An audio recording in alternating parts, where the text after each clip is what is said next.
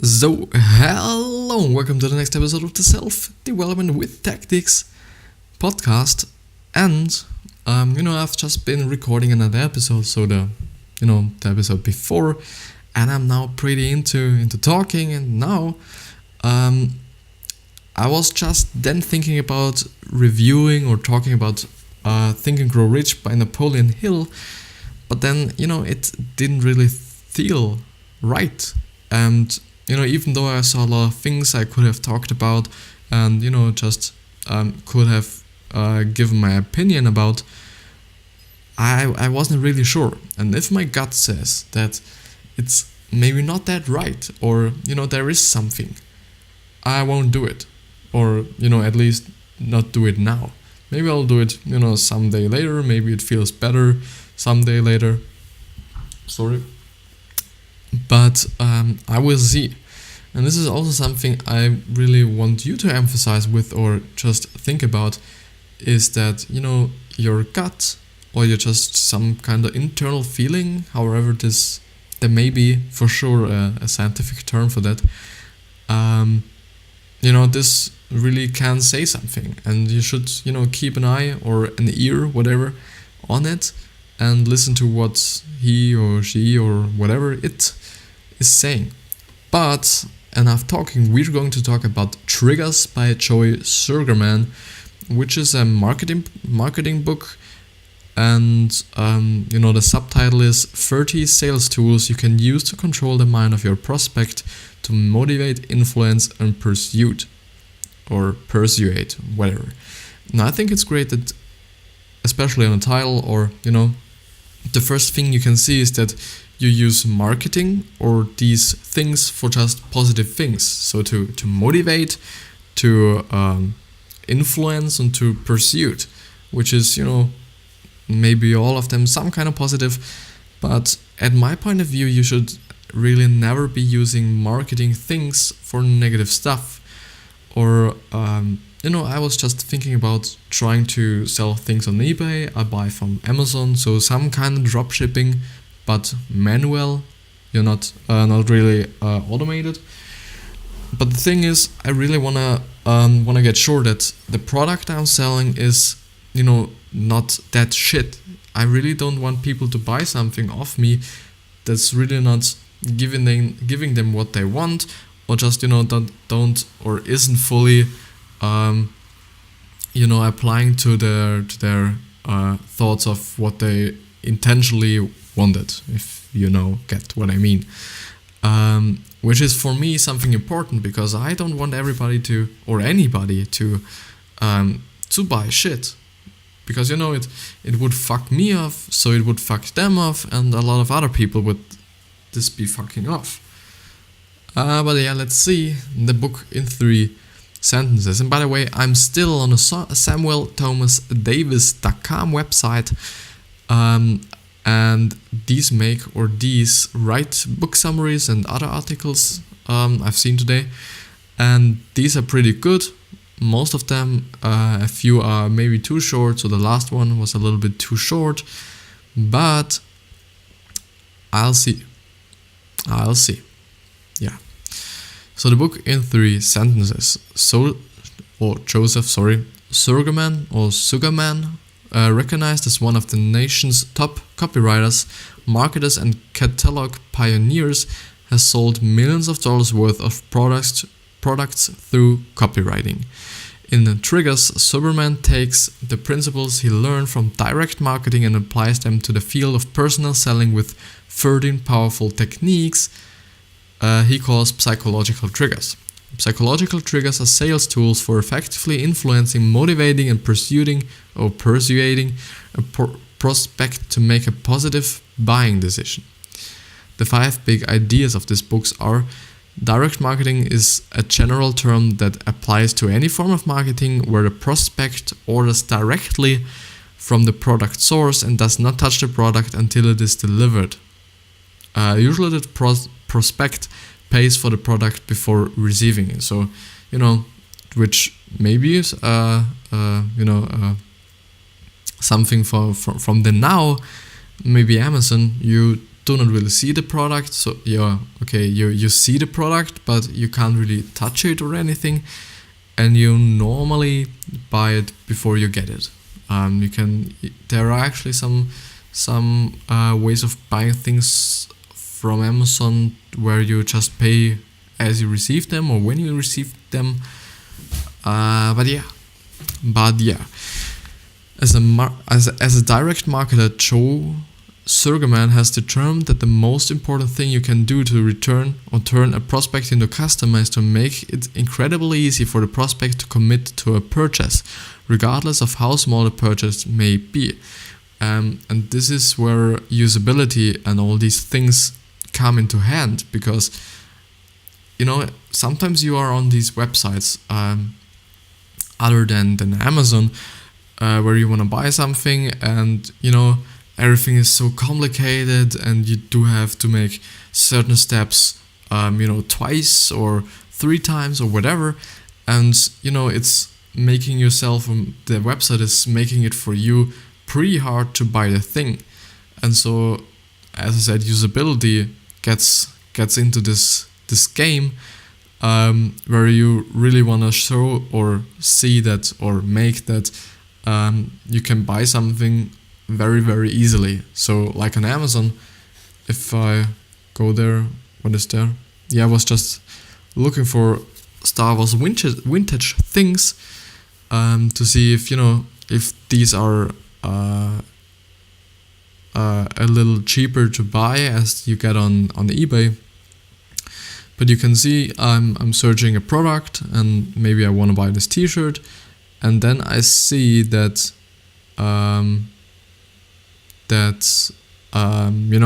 I can add it to the cart, or you can sometimes just buy it instantly, so this one-click buying thing, and then there's easily change whatever size you want, and then so on. This is it, which is it's easy. These are 3-4 clicks, but yeah.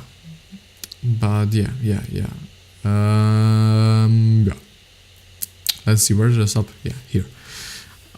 So always make that first sale simple. Once the prospect makes the commitment to purchase from you, you can then easily offer more to increase your sales, which is then the first trigger, which is, maybe you can see it already, but I don't know. Which then would be the first trigger we will discuss then. The fourth one is bring out an objection very early in the sales presentation. Further figure out a strategy for resolving the objection, which I really have to translate for now to really get it.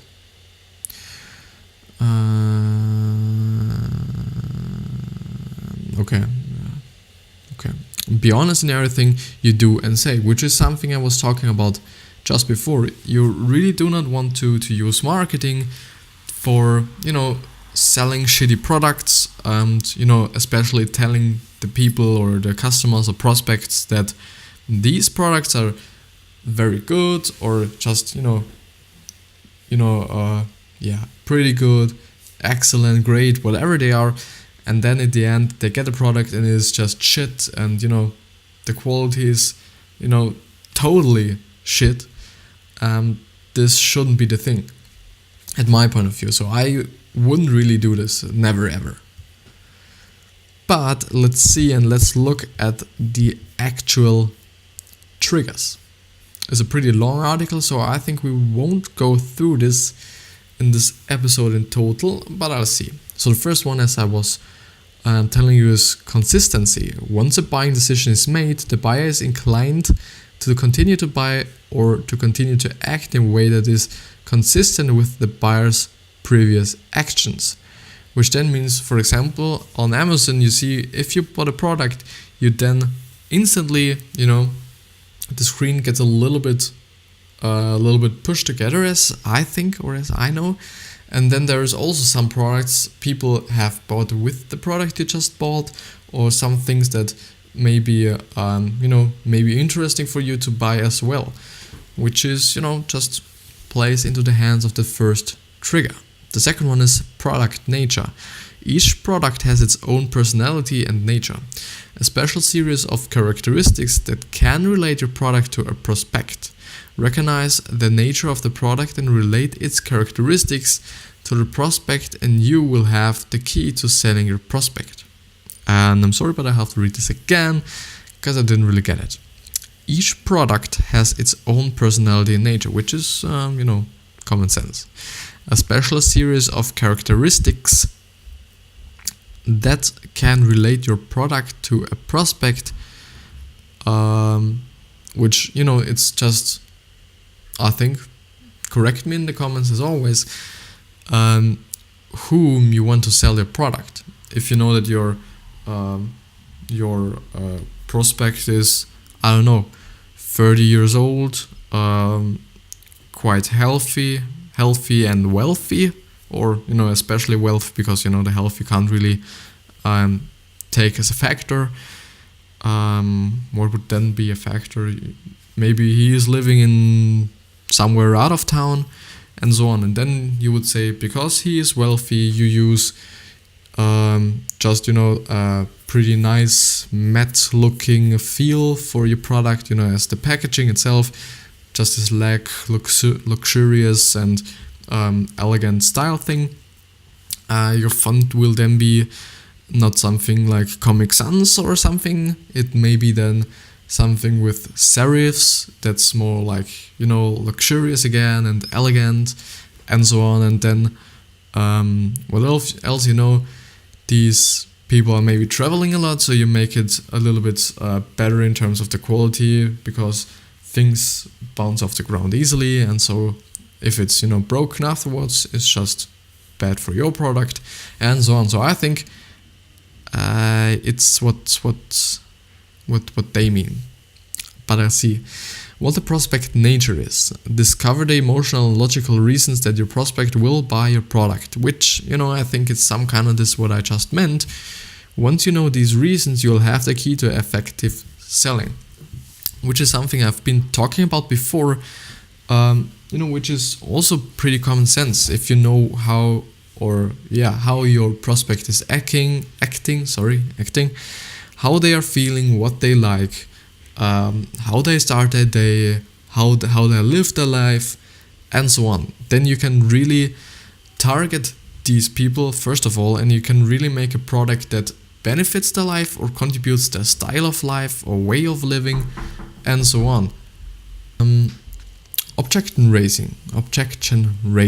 Raise the flaws or the objections to purchasing your product right up front in your ad copy or selling approach. I'll translate it because I don't know what it means.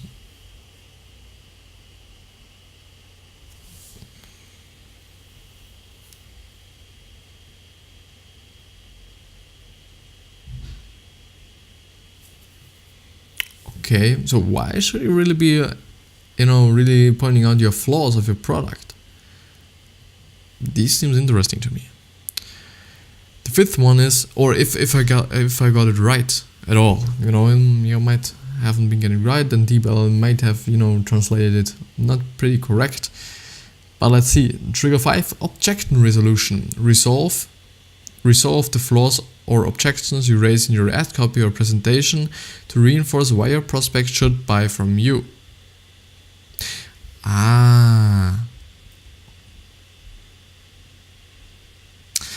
Now I get it.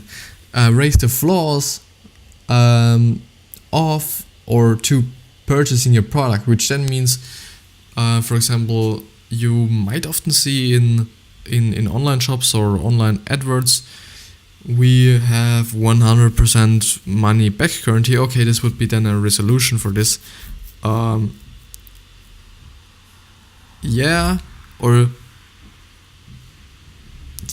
think I know what they mean, but I can't really explain it. The thing is to really show what troubles can occur, what might happen in some other products, which then means, but it isn't really necessary if you have the sixth one. So make your prospect use the image. Okay, no, it's not that one. The fifth one, objection resolution, which then, really just is the opposite of objection raising.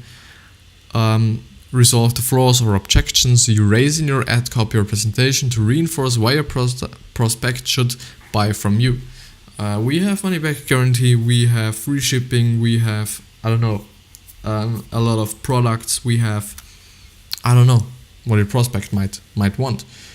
But the fifth one is just really emphasizing what fears can happen or what fears can occur, at my point of view. So resolving the flaws, which then seems but a little bit, objection raising, so raise the flaws, sorry. So I think you do not need to raise the flaws, you just have to resolve the flaws, and you some sort of resolve the flaws by actually raising the flaws, because you just have to point them out that there might be some flaws in other objects or products or companies that you do not have. And maybe this is just what they meant and I'm just over-explaining it. But let's see. Trigger 6, involvement and ownership. Make your prospect use their imagination to feel more involved in the buying process. So make your prospect use their imagination to feel more involved in the buying process. Okay. Nothing I'm just thinking about. Trigger 7, integrity. Your prospect will be more likely to buy from you if everything you say is truthful and that you match your words with your actions. The thing is, your prospect can't really see if what you're saying is actually true, because they might on your website the first time and so on, and therefore testimonials are pretty good. Testimonials are just photos of customers of yours, or maybe videos of customers of yours, just really stories from customers that bought your product and just their opinion, which then often or quite always is just a positive story, and which leads then to really knowing that what you say is really the truth, and so on. The eighth one is storytelling. A story provides a human element to our presentation, helps you bond with your prospect. And it's also like, you can really memorize stories way better than facts and dates or whatever. That's why and this is also something I've been talking about, a certain way to memorize things is to actually make yourself a story out of all these facts, which you might have done in school or not, I don't know. But this is all the time something I think about when I hear storytelling, and it's a good thing in terms of marketing and so on. But yeah, the trigger 9 is authority. It makes a big difference if the prospect can buy a product from somebody or some company recognized as an expert in the field. Or just, by, reading authority, I just have to imagine a product, some kind of showering, is it gel? Showering,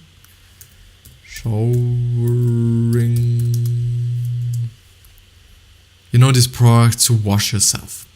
Make it easy, Christopher, make it easy. So I just imagine a product to clean yourself with maybe Arnold Schwarzenegger,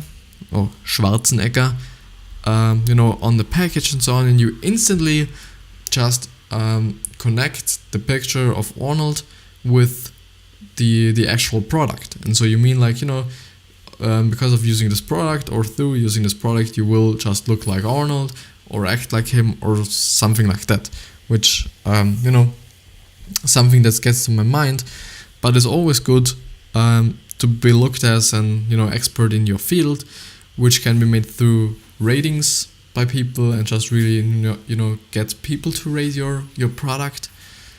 But yeah, trigger 10 is proof of value. Truthful comparisons with other product savings possible, or simply bargain pricing should be emphasized, which is a thing that you always see in TV commercials, like the really bad ones. these just show TV commercial. Let's see. You know, these really bad ones. Maybe I can. Isn't there a picture of something? You know, they just show. First of all, they use another product and a competitor's product, and often I feel like they're using it wrong, just really really crazy, and they're doing some shit with it. I just have to think of a thing to paint your walls. I don't know what it's called, but you know what I mean. And then they use their product and everything is fine and it works really good, and suddenly some kind of experts uses them and so on. Yeah. Trigger 11th is emotion. In the selling process, emotion sells with logic justifies. I think in general you only buy emotions, and this is something I've been talking about often. If you buy a Ferrari or in general a car, you won't buy a car because it's a car. You buy the emotions you get through really driving this car, or what you can do with this car, and not because the car is a car. You know what I mean?